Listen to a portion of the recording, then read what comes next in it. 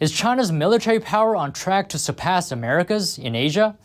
Beijing's rapid military expansion is putting its neighbors on edge. For the first time ever, countries from the Indo-Pacific are joining a NATO meeting. But with the war raging in Ukraine, does Washington have enough energy to deal with China and Russia at the same time? NTD's Julia Song spoke with Greg Copley, president of the International Strategic Studies Association, for more. The largest military buildup in history. That's what the head of the U.S. Indo-Pacific Command is saying about China's military expansion.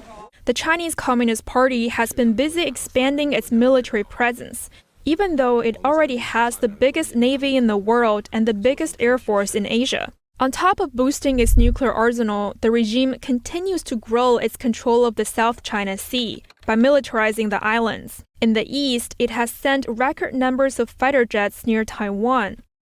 And on a high-level meeting with defense chiefs from many countries, Beijing declared its resolve to take the island under control by force.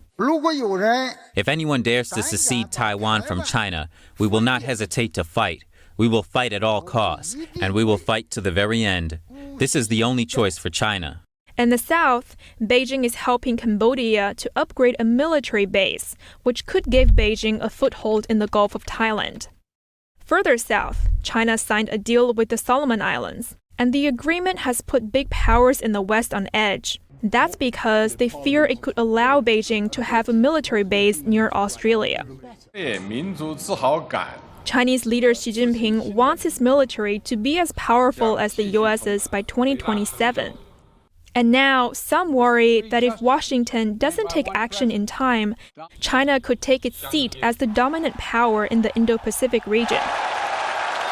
Here's Greg Copley's take on the issue. He's the president of the International Strategic Studies Association.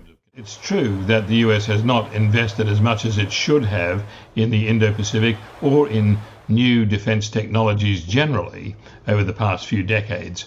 We saw a slight resurgence in defense spending under the Trump administration.